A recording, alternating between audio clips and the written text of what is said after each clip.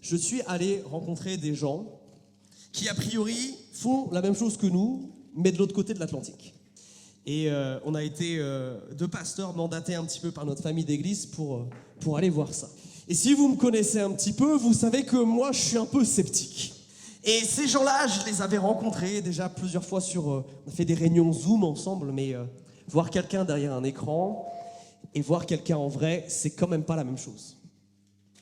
Et du coup, j'ai dû apprendre à les connaître, voir si vraiment on pouvait leur faire confiance. La réponse est oui, mais ça m'a fait penser à quelque chose. C'est que c'est tellement dur de faire confiance.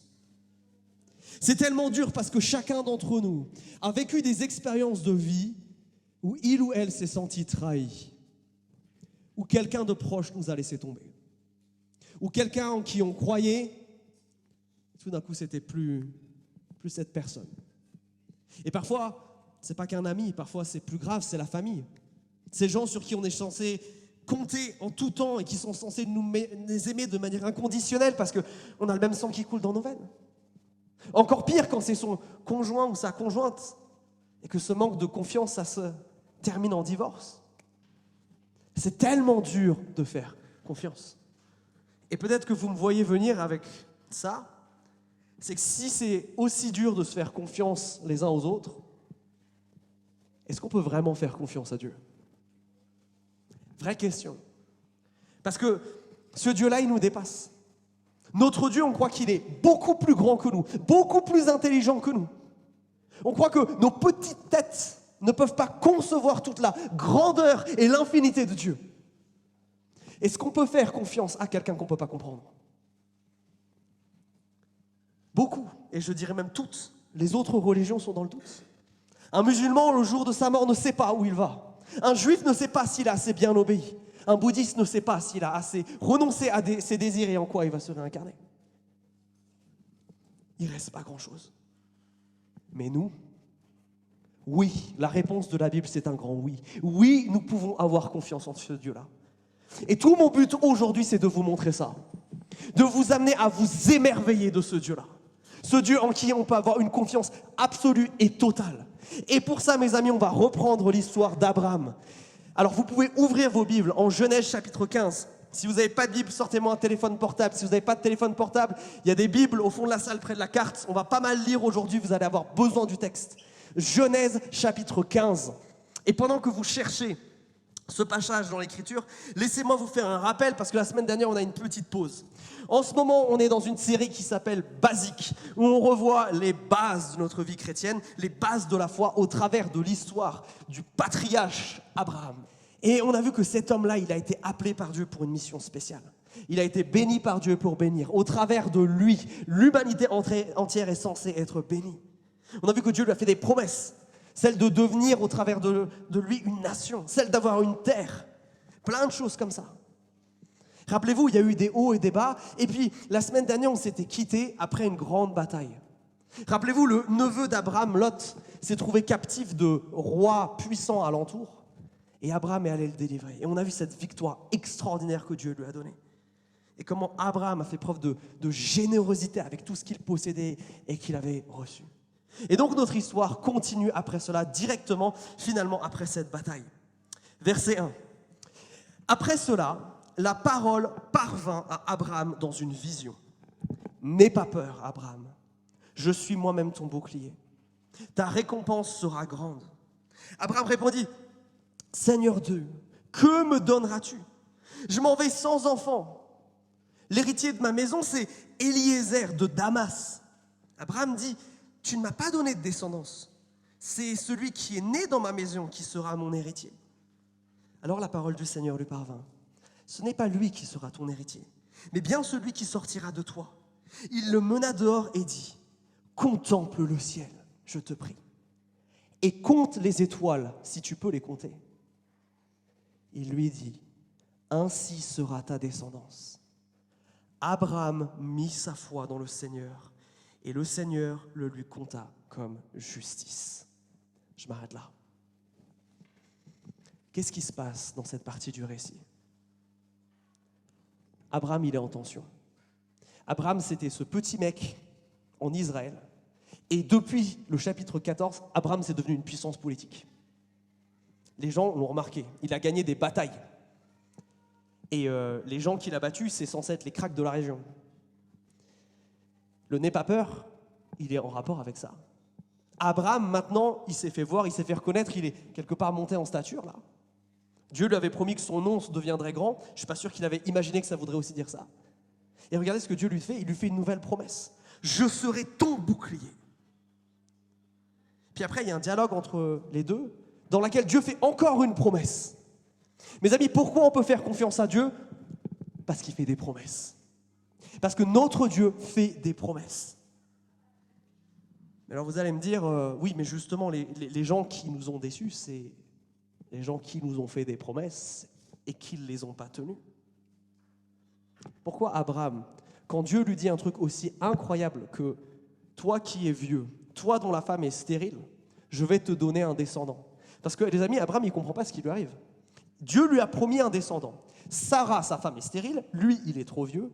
On pensait à un moment que ce descendant, ça allait être Lot, qui est son neveu. Maintenant, il nous dit que son relatif le plus proche masculin, c'est un mec qui habite à Damas, à des centaines de kilomètres. Abraham, verset 3 et 4, enfin verset 3, il ne comprend pas. Il dit, je ne sais pas comment tu vas faire, Seigneur. Et regardez que Dieu lui dit, t'inquiète, ça va arriver, ça va être directement ton fils, ça va être ta descendance directe. Pourquoi Abraham, devant quelque chose d'aussi énorme que ça, même si Dieu va lui montrer les étoiles derrière, qu'est-ce qui fait que notre Abraham, sa réaction, c'est de croire? Pourquoi il croit? Mes amis, et ça c'est la première raison pourquoi les promesses de Dieu, elles sont différentes. La valeur d'une promesse, elle ne dépend que du caractère de la personne qui l'a fait. Et qu'est-ce que Dieu a prouvé depuis le départ? Dieu a prouvé qu'il était fidèle. Et c'est pour ça, c'est parce qu'il est fidèle depuis le début et qu'il n'a jamais failli à ça, que Abraham, devant un truc aussi fou que toi qui es trop vieux, tu vas avoir des enfants, est capable de dire à Dieu, je te crois. Parce que jusqu'à présent, c'est ce qui s'est passé. Même quand Abraham a fait n'importe quoi aller en Égypte, est-ce que Dieu l'a abandonné? Non. Est-ce que quand il y avait la famine dans le pays, Dieu l'a laissé tomber? Non. Est-ce que quand même Lot a voulu se séparer et Lot a pris la meilleure part des terres, est-ce que Dieu a abandonné Abraham? Non. Est-ce que quand Abraham s'est avancé seul contre 4 armées, Dieu l'a abandonné? Non plus. Pourquoi Abraham a une telle confiance en Dieu? Pourquoi Abraham fait confiance à Dieu? Parce que son caractère s'est révélé fidèle depuis le départ. Et ça, c'est tellement important, mes amis. Parce qu'on ne va pas se mentir, il n'y a pas un seul chrétien dans cette salle qui ne doute pas à des moments de son Dieu. C'est vrai ou pas? Est-ce que ça ne nous arrive pas à tous des moments de douter? Peut-être pas forcément de son existence, mais peut-être de sa bonté, peut-être de sa puissance, parce qu'on n'a pas l'impression qu'il vient nous délivrer. Ça nous arrive à tous, n'est-ce pas? Mes amis, là, il y a le premier instrument de combat face au doute. Abraham, il peut dire à Dieu, je te crois sur un truc aussi énorme, parce qu'il peut se rappeler tout ce que Dieu a fait. Mes amis, question pour nous. Est-ce que quand le doute vient frapper à notre porte, quand on est dans l'incompréhension, c'est quoi notre réflexe? Est-ce que c'est seulement de crier à Dieu, pourquoi, je ne comprends pas? Ou est-ce que notre réflexe, c'est de se rappeler de tout ce que Dieu a fait pour nous, de se rappeler tous ces moments importants où on a vu la gloire de Dieu venir, on lui a vu répondre à nos prières, on lui a vu transformer nos vies, et se baser plutôt sur ce qui s'est passé avant que sur ce qui se passe maintenant pour déterminer notre caractère. Mes amis, la grande puissance du doute, c'est de nous faire oublier ce que Dieu a fait dans le passé pour focaliser notre attention sur ce qui se passe dans nos circonstances présentes. Et pour vaincre ça, il faut se détacher de nous-mêmes. Il faut se rappeler pourquoi Dieu a été fidèle. Prendre le temps de faire taire l'alarme qui tourne et qui tourne et qui tourne et qui hurle dans nos têtes pour se retourner en arrière et voir ce que Dieu a déjà fait. Mais il y a autre chose. Je ne sais pas vous, mais moi j'ai du mal avec les gens qui doutent de moi, qui remettent constamment en question ce que je peux leur dire. Vous savez, ces gens-là, vous leur dites quelque chose, vous leur avez déjà prouvé 1000 fois que c'est bien juste, mais ils ont toujours du mal à faire confiance et ils reviennent. Je ne sais pas si ça vous irrite comme moi, ça m'irrite. Mais Dieu, il pourrait avoir la même chose avec Abraham. Enfin, Abraham, je t'ai donné des victoires hallucinantes. Tu as littéralement vendu ta femme, non seulement je l'ai récupérée et t'es reparti du pays d'Égypte riche. Enfin, je t'ai montré que je suis là. Pourquoi est-ce que tu doutes encore? Dieu pourrait dire ça à Abraham. Est-ce que c'est ce qu'il lui dit dans ce texte-là? Non. Quand Dieu se révèle à Abraham, qu'est-ce que fait Abraham? Il prend le temps de venir à Dieu et de lui donner son doute. Abraham, il n'a pas peur de dire à Dieu, je doute. C'est difficile. Le problème, c'est que bien souvent, nous considérons cette attitude comme un manque de foi et comme étant pas pieuse. Mes amis, le doute n'est pas un péché, l'anxiété, oui.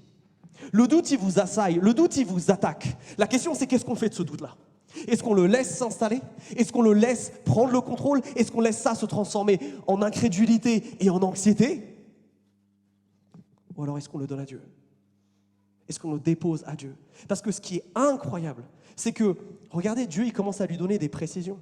Il lui avait déjà dit qu'il aurait un descendant, mais la dernière fois, c'était juste dans ta maison, de manière générale, quelqu'un de ta famille en grand. Là, la révélation elle est plus précise. C'est un descendant direct. Qu'est-ce que fait Dieu face au doute? Dieu, il se révèle. Et ça, c'est une deuxième raison pour laquelle Dieu est fiable. Il ne fait pas des promesses et puis après, il nous laisse nous débrouiller comme ça. Non, Dieu, quand il fait des promesses derrière, il se révèle. Il nous parle, il est là. Quelle est l'autre grande puissance du doute? C'est celle de nous éloigner de Dieu, alors que Dieu veut se révéler à nous. Vous avez vu comme c'est paradoxal? C'est toujours la stratégie du péché. Chercher à nous isoler, à nous éloigner de la révélation de Dieu. Ça commence comme ça. Le doute m'assaille. Je commençais à faire de moins en moins les choses qui me coûtaient déjà un petit peu. Exemple, aller au groupe de maison.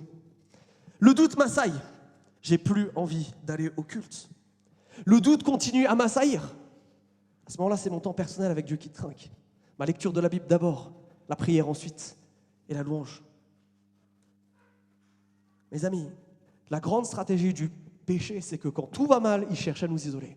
La grande réponse de Dieu, c'est que quand il y a des doutes, il faut venir à lui. Satan nous ment quand il nous fait croire que c'est parce que je doute, je suis déjà dans le péché, je suis déjà dans l'impiété et je dois quelque part me repentir d'avoir douté avant de pouvoir m'approcher de Dieu. C'est exactement l'inverse. C'est approche-toi de Dieu d'abord. Confesse-lui ce qui est difficile. Dieu attend ça de ta part. Est-ce que c'est comme ça que nous réagissons au doute? Est-ce que nous faisons confiance à Dieu sur la base de ses promesses, en vertu de ce qu'on vient de dire là? Parce qu'il est fidèle à ses promesses. Parce qu'il se révèle. Moi, je trouve ça extraordinaire. Qui est Abraham pour que Dieu lui parle autant? Je ne sais pas vous, moi je suis limite jaloux de ce que je lis dans ce texte-là. Mais il y a une dernière chose qui est frappant dans le début de ce texte.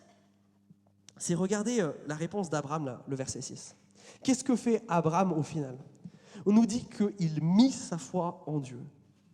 Et Dieu lui compta comme justice. Ce verset, il est fondamental. Abraham, mettre sa foi, c'est choisir de croire à Dieu. On ne sait pas comment il l'a fait. Est-ce qu'il a dit « Seigneur, je choisis de te faire confiance » Est-ce qu'il s'est prosterné à terre? On ne sait pas. Le texte ne nous met pas l'accent sur la manière dont il l'a fait. En tout cas, il l'a fait. Et on nous dit « Dieu lui compta comme justice ». Quel est le sens de ça? C'est que c'est la seule chose à quoi Dieu l'appelle. Dieu ne lui demande pas de contrepartie à Abraham. Il lui demande juste de le croire. C'est ça la foi. Juste de lui faire confiance. Ça, c'est quelque chose dont on n'a pas l'habitude dans nos relations humaines. Les gens qui nous font des promesses, généralement, c'est je te fais une promesse de faire un truc, mais tu fais un truc en échange pour moi. Dieu, il n'est pas comme ça. Et c'est ça qui le rend bien supérieur et bien plus fiable que n'importe qui. C'est que Dieu est capable de faire des promesses qui n'engagent que lui et qui n'engagent aucune contrepartie. Parce que mes amis, la foi, c'est choisir de croire à Dieu. C'est pas plus que ça. Tu as dit que tu allais me donner des descendants, je te fais donc confiance. J'ai aucune idée de comment ça va arriver, ça semble trop gros et trop incroyable. Vas-y, je te suis. Parce que c'est toi qui l'as dit. Parce que ton caractère est fiable. Parce que tu te révèles à moi, tu ne m'abandonnes pas dans le doute. Au contraire, tu viens me rencontrer dans ce qui est difficile. Fondamental, mes amis, ce qui se passe ici.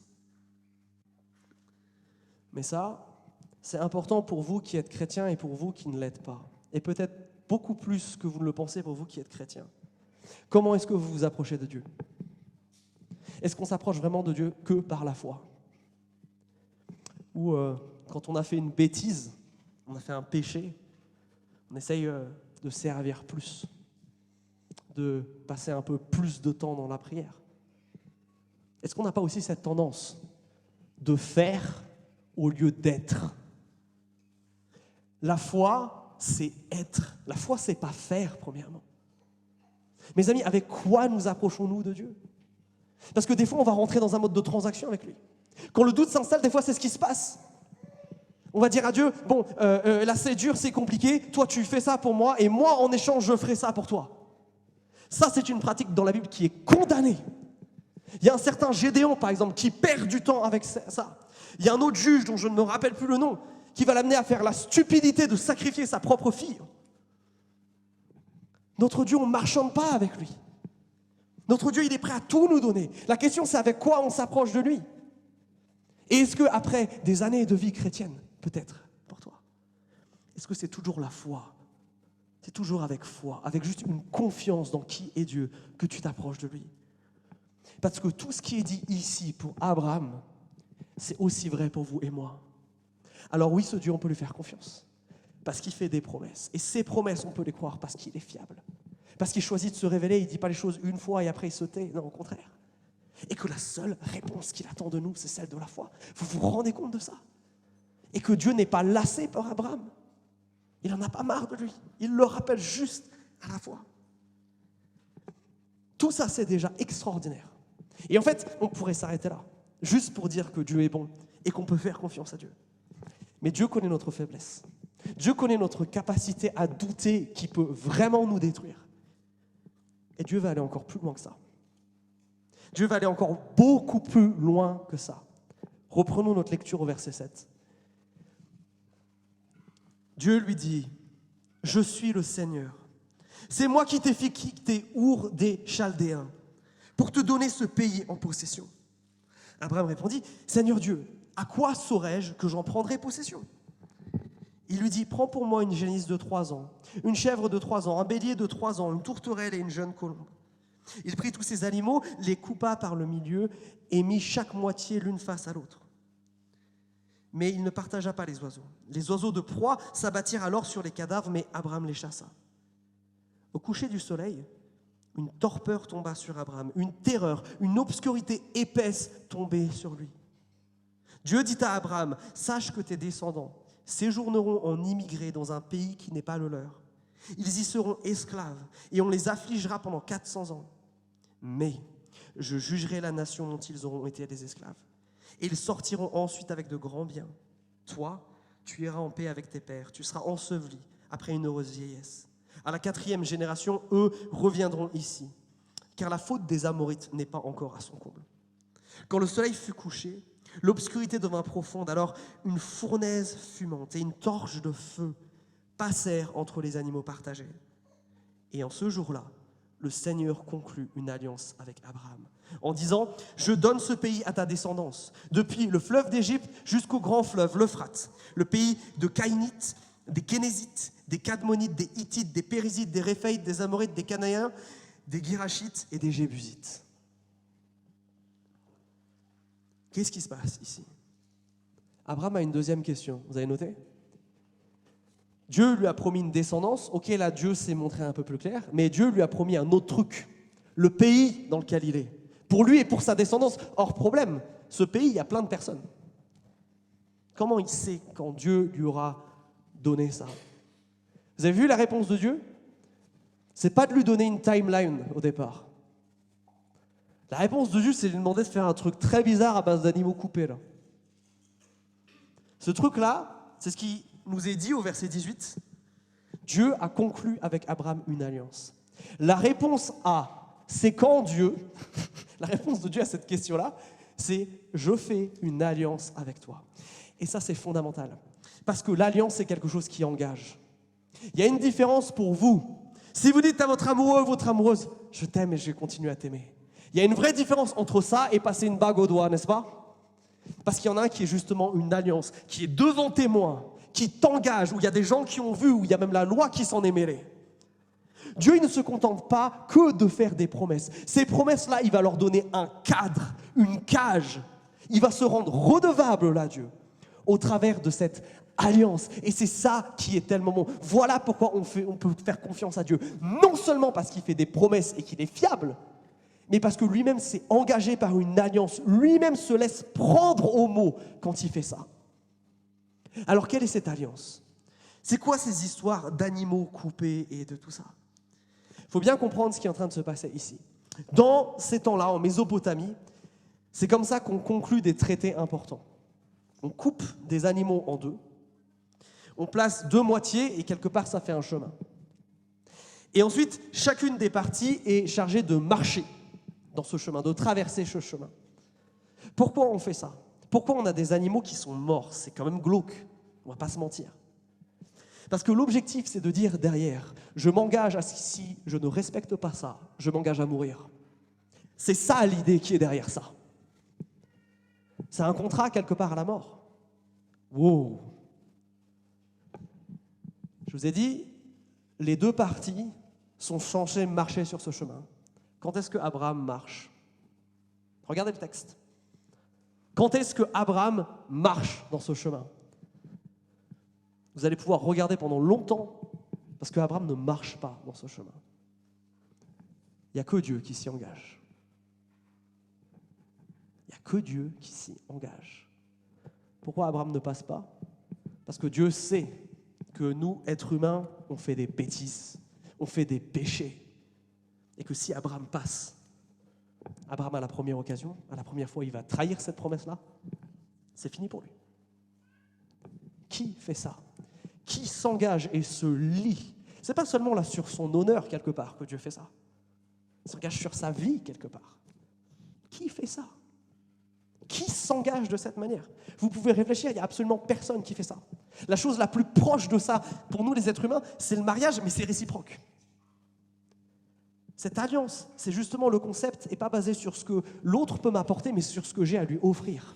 Et Abraham n'a rien à offrir à Dieu. Ce n'est qu'un être humain. Qu'est-ce qu'un être humain pour offrir à Dieu? Absolument rien. Quelle contrepartie aurait besoin Dieu de la part d'un humain? Rien. Par contre, qu'est-ce qu'un humain pourrait recevoir de Dieu? Absolument tout. C'est pour ça que ça se passe. Alors, c'est ça où c'est tellement fort. Dieu fait une alliance. Dieu s'engage envers nous. Dieu s'est engagé. Ça veut dire qu'on a le droit de le prendre au mot. Ça veut dire qu'on a le droit de lui demander comme Abraham, mais tu as promis ça. Pourquoi ça ne se réalise pas? Je ne comprends pas. Explique-moi. Et il y a des fois où Dieu se révèle et donne une réponse plus précise, comme ce qu'on a vu au début. Mais il y a des fois où Dieu va dire juste une chose, il va renforcer cette alliance-là. Et des fois, dans le timing de Dieu, et c'est une question hyper importante qui est ici, et je vais digresser sur ça un instant. Notez que Abraham, il aurait voulu avoir un timing précis de quand Dieu allait lui dire c'est maintenant que tu prends possession de ce pays-là. Mais Dieu, dans ce qu'il lui révèle après, c'est qu'Abraham ne connaît pas ce qui se passe dans l'histoire. Que lui va être enseveli dans cette terre, certes, mais ses descendants, ils vont prendre possession que dans 400 ans. Et avant ça, ils vont être esclaves d'un autre pays. Vous vous rappelez, c'est tout ce qui se passe avec Moïse et avec l'Égypte. Ils ressortiront d'Égypte et ils viendront là. Et la raison pour laquelle ça prend autant de temps, Dieu la donne ici. C'est vachement intéressant. Il la donne, il me semble que c'est le verset 16. Ouais, regardez. Car la faute des Amorites n'est pas à son comble. C'est-à-dire que Dieu, il dit, je ne vais pas juste chasser les gens qui habitent dans ce pays-là actuellement. Non. Ces gens, ils font n'importe quoi. Ils ont 400 ans pour changer. Parce que je sais que dans 400 ans, leur faute, elle sera tellement énorme que là, je serai moi-même juste pour les détruire. Ça nous parle de la patience de Dieu. C'est incroyable de faire ça. Pourquoi Dieu est si sévère avec ces Amorites en 2 mots? Parce que c'est un peuple, entre autres, qu'une des choses qu'on connaît de eux, c'est tout ce qui touche le sacrifice des enfants. On a retrouvé des tambours énormes qu'on jouait pour que les parents n'entendent pas les cris de leur nouveau-né qu'on sacrifiait. Nous avons un Dieu qui est patient, mais nous avons un Dieu qui fait justice à un moment. Un Dieu qui dit stop au mal. Mais tout ça, Abraham, il ne peut pas le savoir. Tout ça, Abraham, il ne le sait pas. Abraham, il n'a pas la sagesse de Dieu, il ne voit pas toutes ces choses. Et bien que la réponse de Dieu de dire « je vais renforcer juste mon alliance avec toi » ne soit pas satisfaisante intellectuellement parce qu'Abraham, il voudrait un chiffre, il voudrait une réponse claire au départ. En fait, la réponse de Dieu, elle est tellement belle. Parce qu'il invite Abraham à avoir plus confiance. Et pour l'inviter à avoir encore plus confiance, lui s'engage par cette alliance. Une alliance sans contrepartie. Et ça, c'est tellement fort. Et là, il y a un parallèle énorme avec ce qui se passe pour nous au XXIe siècle. Parce qu'entre-temps, il y a un certain Jésus qui est arrivé. Et ça, c'est tellement important. Parce qu'Abraham, toute sa vie, il pourra se rappeler de cet acte où il a vu Dieu se matérialiser sous la forme d'une flamme et d'une fumée, des images que vous trouvez tout le temps dans l'Ancien Testament quand Dieu se révèle. Il a vu Dieu passer au travers de ça. À chaque fois qu'il doutera, Abraham, il pourra revenir au moment où Dieu lui a fait une promesse. Et mes amis, nous, on a un moment comme ça. Ça s'appelle la mort du Christ. Un événement qui a tellement changé l'histoire que ça a changé notre calendrier. Un événement qui, même les historiens qui ne sont pas chrétiens ne remettent pas en cause deux choses. Qu'il y a un Jésus qui a existé et qu'il est mort sur une croix. Bien sûr, ils ne vont pas croire, certains, que Jésus est le Fils de Dieu ou qu'il est Dieu lui-même. Mais ça, on en est tous sûrs. Quand le doute arrive, c'est là où je vais. Parce que c'est à la croix que mon doute est abattu. La croix, c'est cette pierre d'angle sur laquelle, moi qui suis tout tremblant, la construction de ma vie où elle est toute tremblante, elle peut venir se reposer et se reconstruire. C'est à la croix. Et quand le doute vient, parce que du doute, on en a. Même certains me partageaient ça une fois. Quelqu'un me disait, l'expérience de conversion que j'ai eue, l'expérience du moment où je suis devenu chrétien, maintenant j'ai des doutes de ce qui s'est passé. Certains me disaient, mais il y a des trucs où je me dis, est-ce que je me suis juste laissé entraîner par l'ambiance quelque part? À tous ceux qui doutent, votre fondation, elle est là. Jésus-Christ est venu. Jésus-Christ est mort. Et là où il y avait 2 morceaux d'animaux et du sang, à la croix, il y avait 2 bras et du sang qui a coulé aussi. Parce que oui, mes amis, il y a toute une histoire de mort qui est importante ici. Nous ne pourrions pas être en relation avec Dieu plus que ça parce que nous faisons le mal. Et mes amis, s'il y en a un seul d'entre nous aujourd'hui qui a l'arrogance de croire qu'il est une bonne personne, laissez-moi la descendre très vite. Nous faisons le mal. Nous pensons le mal, nous disons le mal, tous. Si Dieu fait une alliance vraiment avec nous, où nous on doit s'engager, mes amis, on meurt. C'est pour ça que Christ a dû mourir. Pour que vous et moi, on soit avec Dieu. C'est pour ça que la croix, elle est tellement importante. C'est pour ça que Christ nous a laissé ce symbole-là, de la Sainte Seine. Pour que chaque fois que le doute arrive, chaque fois qu'on a chuté, chaque fois qu'on a péché, chaque fois que c'est trop lourd, on ait ce moment-là qui puisse symboliser notre retour à Christ. Qui puisse symboliser le fait qu'on se rappelle que notre Jésus est mort pour nous, pour effacer tout péché, toute honte et toute condamnation. Pour abattre le pouvoir du doute et de la honte. Oui, Dieu s'est engagé. C'est tellement bon. Mais il y a une deuxième chose qui arrive. Ça parle du futur, des promesses que Dieu va faire à Abraham. Et vous avez vu que celle qui concerne la terre, il ne va même pas la voir de son propre vivant. Et celle qui concerne ses enfants, elle n'est pas encore là. Est-ce qu'avec Dieu, c'est donc que du théorique et du futur? Non, parce que Dieu est encore plus bon que ça. Et pour ça, il faut qu'on continue à lire le texte. Mais pas le chapitre 16. Ça, c'est pour la prochaine fois. On va sauter au chapitre 17. Chapitre 7, Abraham fait d'énormes bêtises. Et la réponse de Dieu, c'est ce qui va arriver au chapitre 17. Dieu va re-expliquer à Abraham son engagement envers lui. Regardez, prenez-le devant les yeux. Genèse, chapitre 17. Lorsqu'Abraham fut âgé de 99 ans, l'Éternel apparut à Abraham et lui dit, je suis le Seigneur Tout-Puissant. Marche devant ma face et sois intègre. J'établirai mon alliance entre moi et toi, et je te multiplierai à l'infini. Abraham tomba sur sa face, et Dieu lui parla en disant, voici mon alliance, ce que je fais avec toi. En disant, tu deviendras père d'une multitude de nations. On ne t'appellera plus Abraham, mais ton nom sera Abraham, car je te ferai père d'une multitude de nations. Je te rendrai fécond à l'infini. Je ferai de toi des nations et des rois sortiront de toi. J'établirai mon alliance entre moi et toi et tes descendants après toi, selon leur génération. Ce sera une alliance à perpétuité, en vertu de laquelle je serai ton Dieu et celui de ta postérité après toi. Je te donnerai à tes descendants après toi le pays où tu habites comme étranger, tout le pays de Canaan, en possession perpétuelle, je serai leur Dieu. Qu'est-ce qui se passe ici? C'est étrangement similaire à ce qu'on vient de lire, n'est-ce pas? C'est quasiment la même chose. Il y a une différence majeure dans ce texte.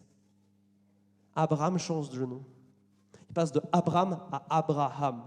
En hébreu, il passe d'un nom qui veut dire père exalté ou père élevé à un nom qui veut dire père d'une multitude de peuples. Qu'est-ce qui se passe dans cette alliance avec Dieu ici? Une autre raison de croire Dieu, c'est que Dieu ne nous fait pas que des promesses pour le futur, il transforme le présent. Abraham, là, il gagne une nouvelle identité. Et ce qui est encore plus fort, c'est ce qu'on verra la semaine prochaine, c'est que ça, c'est en partie en réponse à une énorme bêtise qu'a fait Abraham. Énorme. Mais face à notre péché, Dieu ne fait pas que de nous pardonner. Dieu vient nous donner une nouvelle identité. Et c'est ça qui est tellement fort dans l'alliance que Dieu fait avec nous. Dieu, ce n'est pas seulement un Dieu McDonald's, où c'est juste « venez comme vous êtes, allez, je suis gentil ». C'est un Dieu qui va te prendre tel que tu es, c'est clair, mais pour te transformer ensuite. Et ça, c'est tellement fort. Parce que Abraham, dans cette nouvelle identité que Dieu lui donne, et c'est exactement la même chose pour toi si tu es chrétien, Abraham, il peut trouver tout ce dont il a besoin. La réponse à la bêtise d'Abraham, c'est Dieu qui se réengage envers lui. C'est Dieu qui le rappelle, qui lui même révèle peut-être quelque chose d'encore plus grand sur son identité. Et ça, c'est tellement fort. Parce que je vois beaucoup de chrétiens qui ne vivent pas ça. Beaucoup de chrétiens qui vivent qu'en Genèse 15, qui croient qu'effectivement Dieu a fait alliance avec eux et Dieu pardonne leurs péchés et c'est génial et c'est super, mais ça s'arrête là. Il y a une différence entre le pardon et la délivrance. Il y a une différence entre le pardon et la liberté. Dieu, s'il donne une nouvelle identité avec Abraham, c'est qu'il veut le transformer de fond en comble. Dans le Nouveau Testament, il y a une expression pour dire ça. L'apôtre Jean parle de nouvelle naissance. L'apôtre Paul dira que les choses qui étaient anciennes ont disparu et maintenant tout est nouveau. Jésus ne te fait pas que des promesses pour le futur. On n'a pas que à lui faire confiance qu'un jour, on sortira de nos tombes, on sera ressuscité dans un corps qui est glorieux. Non, ça peut commencer aujourd'hui. Et dans cette nouvelle identité que Dieu veut nous donner, qu'est-ce qui se passe? C'est là où on va trouver tout ce dont nous avons besoin. Abraham, il a un problème de sécurité, on l'a vu au chapitre 12. Sa vraie sécurité, il va la trouver où? Dieu lui a rappelé au début du chapitre 15. En Dieu. Abraham, s'il a un problème de valeur, où est-ce qu'il va le trouver? En Dieu. Si Abraham il a un problème d'amour, où est-ce qu'il va le trouver? En Dieu. C'est ça que fait notre nouvelle identité. C'est pour ça que c'est aussi significatif pour vous, chrétiens. Il y a des tonnes de choses avec lesquelles nous luttons et que nous allons chercher ailleurs qu'en Dieu. Et le problème, c'est que ça nous laisse affamés. Tu as été blessé, tu as besoin d'amour. Ne crois pas une seule seconde que le mariage ou une relation va pouvoir réparer ça. Seul Jésus peut combler ce besoin-là. Tu es insécurisé, tu amasses, tu contrôles, tu as peur. Seule solution à ça, c'est Jésus et c'est cette nouvelle identité en lui. Tu luttes avec ta valeur parce que tu te sens nul. Parce que quand tu te compares aux autres, tu es moins qu'un humain moyen. Ta valeur, elle est infinie. Parce qu'à la croix, Christ a dit « Je meurs pour toi ». Si Dieu meurt pour toi, ta valeur, elle est sans limite. C'est là où l'identité, elle a tout son sens. C'est ça qui se passe. Dans cette alliance, non seulement Dieu s'engage, mais il te donne quelque chose aujourd'hui. Il te donne une nouvelle identité. Pour Abraham, c'est tellement fort que ça se matérialise par un changement de nom. Et pour nous, c'est la même chose. Quand Dieu nous regarde, il ne nous regarde pas au travers de nos erreurs, de notre péché et de notre honte. Il nous regarde au travers de ce que Jésus a fait. Le verset pour moi le plus choquant de toute la Bible, c'est le premier verset de 1 Corinthiens. Vous savez, Corinthe là, cette église dans le Nouveau Testament où ils font n'importe quoi. Mais n'importe quoi. Vous savez comment Paul les appelle? Il les appelle saints. Saints, ces gens-là, vous rigolez? Il y a des scandales sexuels dans toute l'église. Ils ne s'attendent pas pour bouffer ensemble et il y en a qui meurent de faim. Vraiment saints. Pourquoi Paul se permet de dire quelque chose d'aussi fort? Parce qu'à la croix, mes amis, notre identité, elle change. Quand Dieu te voit, il ne te voit pas au travers des échecs, du passé, de la honte que tu traînes, des choses secrètes là dans ton cœur qu'il n'y a que toi qui sais, dont tu as profondément honte. Il te voit au travers de ce que Jésus a fait pour toi. Le problème, c'est qu'on ne veut pas se saisir de ça. C'est un cadeau que Dieu nous fait pour aujourd'hui et dont on refuse de se saisir. Et je crois que au-delà d'être grave, parce que ça nous empêche de vivre quelque chose que Dieu voudrait qu'on vive, c'est grave, parce que c'est mépriser au final le sacrifice de la croix. Si Jésus t'appelle saint, si Jésus t'appelle bien-aimé, de quel droit tu peux t'appeler autrement que ça? Auquel droit tu peux t'appeler nul et pécheur? Tu n'en as pas le droit si tu es chrétien. Ça ne veut pas dire qu'il ne faut pas être humble et reconnaître quand je fais le mal, mais ça veut dire que ce mal-là n'a plus le droit de définir mon identité. Voilà comment notre Dieu est grand. Mais vous savez quoi? On va encore en rajouter une couche, parce que Dieu ne s'arrête pas là. Reprenons la lecture rapidement. Dieu dit à Abraham, verset 9, « Toi tu garderas mon alliance, toi et tes descendants après toi, selon leur génération. C'est ici mon alliance que vous garderez entre moi et vous et ta postérité après toi. Tout mâle parmi vous sera circoncis. Vous vous circoncirez et ce sera un signe d'alliance entre vous et moi. À l'âge de 8 jours, tout mâle parmi vous sera circoncis selon vos générations. Qu'il soit né dans votre maison et qu'il soit acquis auprès de l'argent de tout fils étranger sans appartenir à ta race. On devra circoncire celui qui est né dans la maison et celui qui est acquis au prix de l'argent. Et mon alliance sera dans votre chair, une alliance perpétuelle. Un mâle incirconcis qui n'aurait pas été circoncis dans sa chair sera exterminé du milieu de votre peuple parce qu'il aura violé mon alliance. Qu'est-ce qui se passe ici? Dieu ne veut pas que Abraham et ses générations d'après, qui n'ont pas vécu ce que Abraham a vécu, simplement se basent sur la foi d'Abraham. Dieu va leur donner un signe à cette alliance. Cette alliance, elle n'est pas que théorique quelque part. Il y a un signe qui va être fort parce que c'est un signe qui est marqué dans leur chair. Quick le prépuce, messieurs, c'est ça la circoncision. Mais c'est un signe tellement fort parce que dans ta chair même, il y a cette notion d'alliance. Pour nous, dans le Nouveau Testament, c'est très différent, mais le même concept est là. Dieu nous a laissé 2 rites, 2 symboles d'appartenance. Le premier, c'est le baptême. L'équivalent de la circoncision pour nous, c'est le baptême. Mais attention, il est dévoyé de 2 manières. Notez que le signe de l'alliance n'est pas l'alliance. La circoncision, ce n'est pas l'alliance. La manière d'entrer dans cette alliance avec Dieu, c'est ce que Abraham a fait au chapitre 15, verset 6, c'est la foi. La circoncision, c'est simplement le signe de ça. Le problème, c'est qu'on a des fois des chrétiens qui mélangent tout, qui croient que c'est par le baptême qu'on appartient à Christ. Non, le baptême, c'est la démonstration de la foi. La foi doit précéder le baptême. Mais si vous êtes depuis longtemps dans des milieux évangéliques, nous avons le problème inverse. Le baptême, mes amis, c'est un événement tellement puissant et tellement fort que bien souvent, et malheureusement, dans nos milieux d'église, on le dévoie. C'est ça le signe de notre appartenance à Christ. C'est pas, et je ne sais pas si ça va te parler, ce moment où tu as fait une prière, ce moment où tu as levé la main à une conférence, ce moment où tu as écrit ton nom sur une carte. Non, le moment auquel tu peux te rattacher et qui marque ton entrée dans le peuple de Dieu, c'est le baptême. C'est ça le signe de ce qui s'est passé à l'intérieur. C'est ça le signe de l'alliance.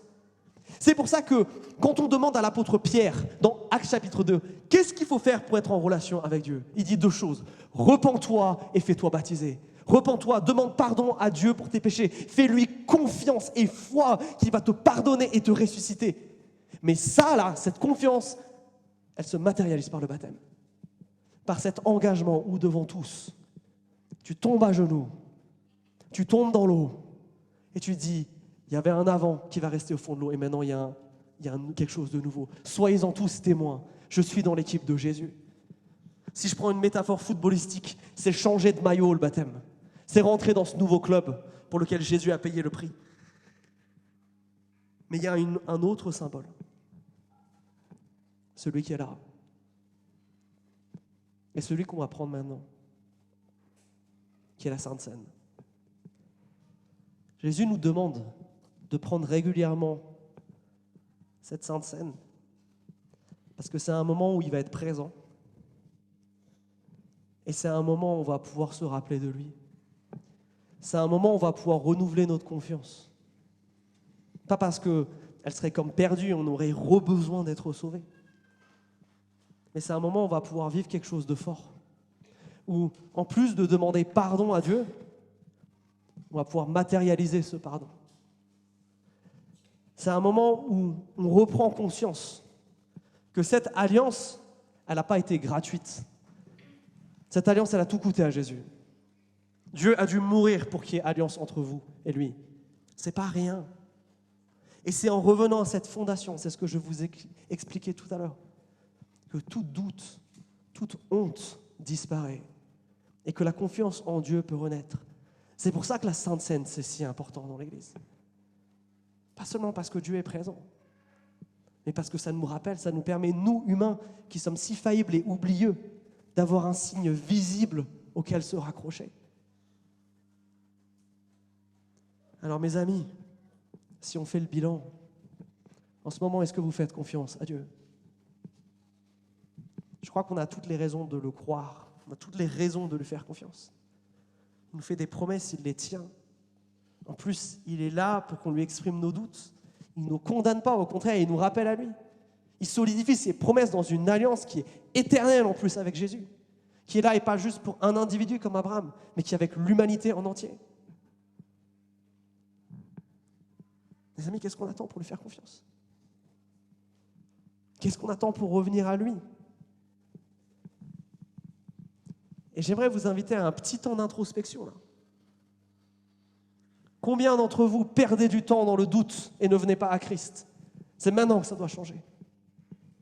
Combien d'entre vous, Dieu leur a révélé quelque chose ces dernières semaines quand on a parlé du péché et il ne s'est rien passé ensuite ? C'est quand que vous renoncez ? C'est quand que vous revenez à la croix ? Qui de vous doute au point où il ne s'approche plus de Dieu, où sa vie elle est complètement cassée et a besoin d'être renouvelée ? Qui d'entre nous, mes amis, a besoin de Jésus ? Parce que c'est ça la question. Christ est prêt à tous vous accueillir à sa table. La question c'est, est-ce que vous avez foi ? Est-ce que cette foi elle est matérialisée dans le baptême ? Et est-ce que vous êtes unis avec ceux qui vous entourent ? Parce que s'il y a un truc que Jésus n'aime pas, c'est l'hypocrisie. On ne peut pas venir devant lui, pécheur et tremblant, en lui demandant pardon pour le milliard de péchés qu'on fait, tout en étant en colère contre quelqu'un qui est assis dans la même salle que nous. Pour Jésus, ça c'est intolérable. Mais justement, c'est la seule chose qui est intolérable pour Jésus. Qu'importe à quel point tu es cassé, qu'importe à quel point tu as fait du mal, qu'importe tes doutes, qu'importe à quel point tu as du mal à lui faire confiance. La Sainte Seine, c'est aussi une invitation où tu peux venir demander grâce à Dieu, où tu peux lui dire « Seigneur, je manque de foi, j'en ai besoin de plus. Seigneur, je veux te faire confiance, mais j'ai tellement de mal. » Où tu peux lui demander pardon et être pardonné. Voilà ce qui se passe dans ce moment. Voilà pourquoi ce moment il est spécial. Parce que nous, êtres humains qui avons besoin de signes, ça c'en est un. Alors mes amis, je propose qu'on réponde ensemble à ce que le Saint-Esprit nous dit ici. On va reprendre un chant qui nous parle du sacrifice de Jésus, qui nous parle de ce que Jésus a fait à la croix. Vous voulez faire confiance à Christ. Si vous voulez qu'aujourd'hui, le doute s'abatte, je vous invite pendant ce chant à contempler les paroles, à les chanter, mais aussi à vous lever et à vous déplacer jusqu'aux tables, à prendre les éléments et à revenir à votre place. Parce que bien que cette invitation, elle soit individuelle, et c'est chacun pour soi, quelque part, qui doit répondre à ce qui est dit là. Au final, nous formons un peuple. Un peuple de gens pour qui ce n'est pas incroyable, mais que Jésus-Christ appelle ça. Des gens qui doutent, des gens qui ne font pas toujours ce qu'il faut, mais des gens que Jésus aime. Et parce que nous formons ce groupe de pécheurs, de gens pas bien, je devrais dire plutôt de saints qui pêchent parfois, Christ veut nous rassembler. Mais ce qui nous rassemble, c'est Jésus, c'est pas autre chose. C'est pas le fait qu'on aime bien ces temps-là, c'est pas parce que l'église c'est une jolie activité sociale. Ce qui doit nous rassembler, c'est Christ. Et c'est son sacrifice. On va chanter un chant qui est tellement fort sur ça. Si tu veux Christ, si tu veux être pardonné, si tu veux te réengager envers Dieu, si tu veux choisir de lui faire confiance, alors je t'invite pendant ce chant à te lever et à aller chercher les éléments.